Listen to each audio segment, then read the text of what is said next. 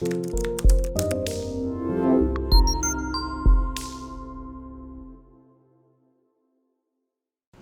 suis Ouedraogo Ganda Jean-Dominique, chargé de programme au sein de l'association MANA.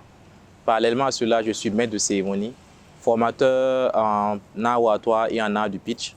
Je suis également coach en cours de certification et également consultant en innovation.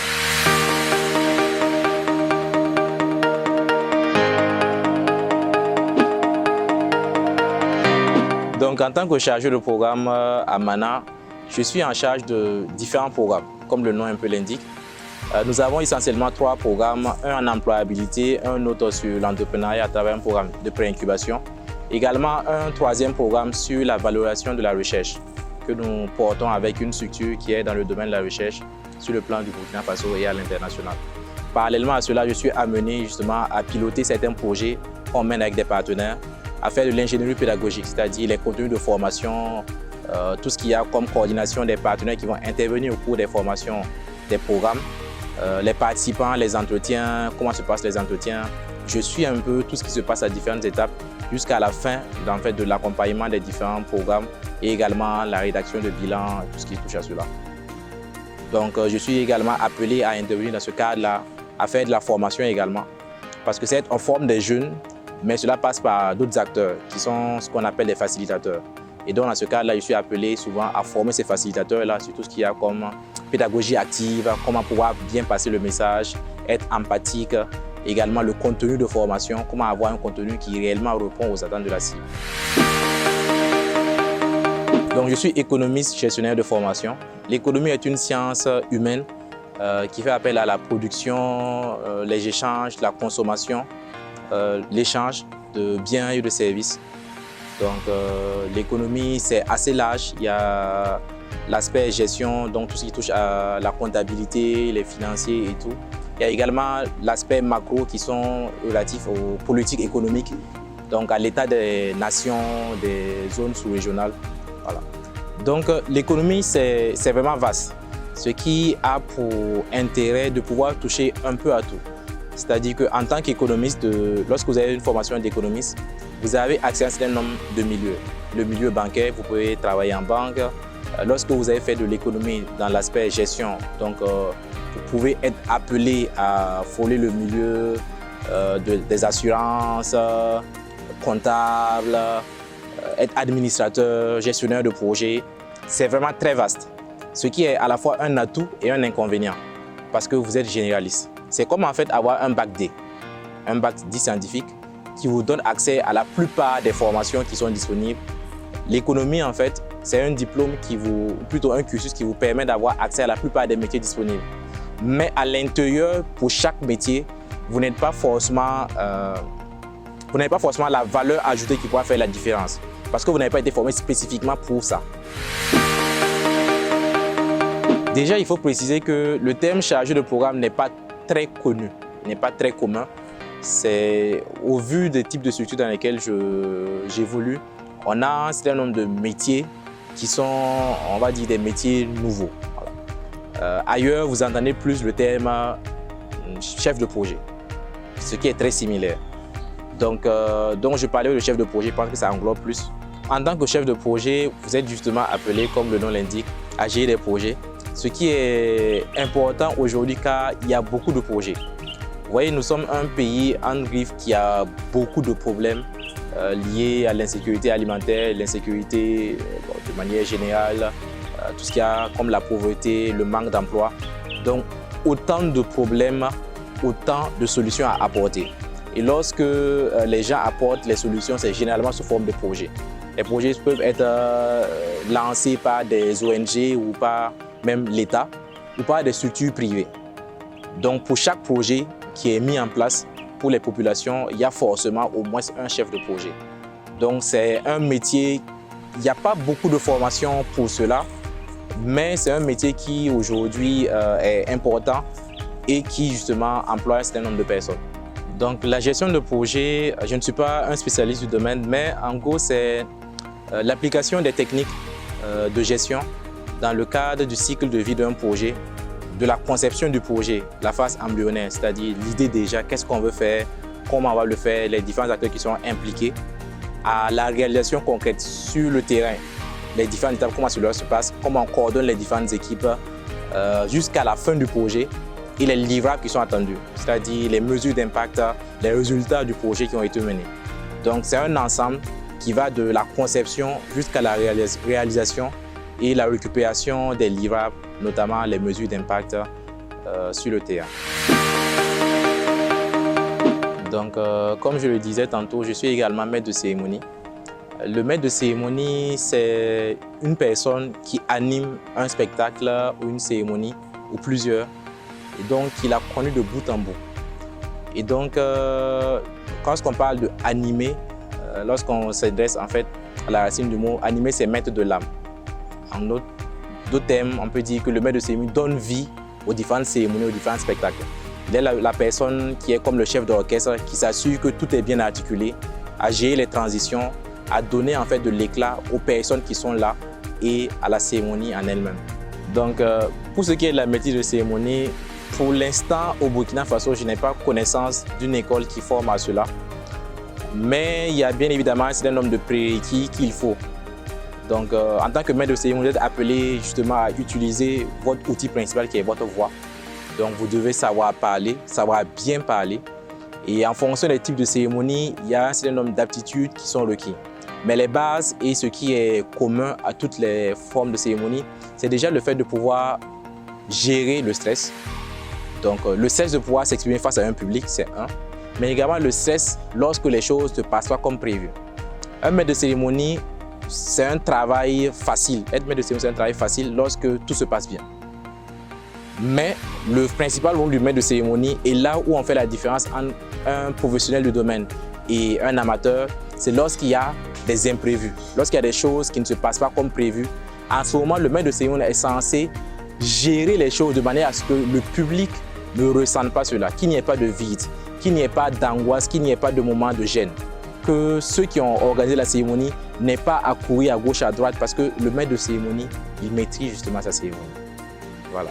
Donc les prérequis, c'est avoir une bonne aisance en prise de parole en public, savoir gérer le stress, savoir gérer les personnes et être bien organisé.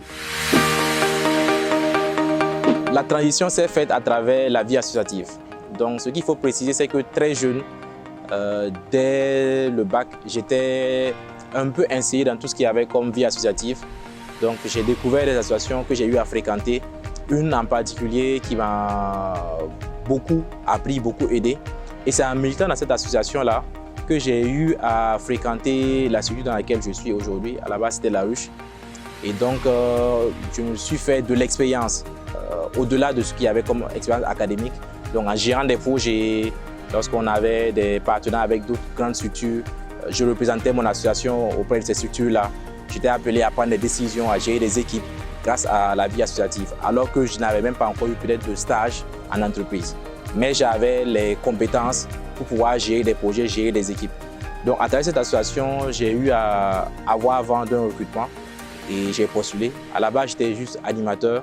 Donc, je devais gérer des personnes, faire de la programmation, animer certains ateliers, faire de la présentation.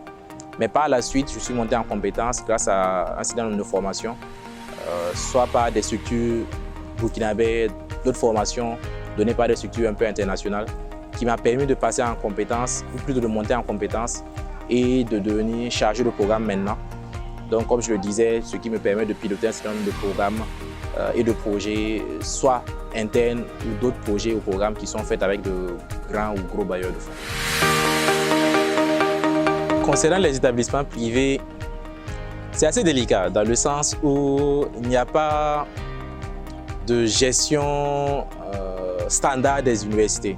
En fonction de qui gère l'université, la manière dont cela marche est un peu différente. La manière dont les étudiants sont traités, la manière dont les cours sont donnés, la rigueur qui est mise à l'intérieur diffère en fonction des établissements privés que vous fréquentez.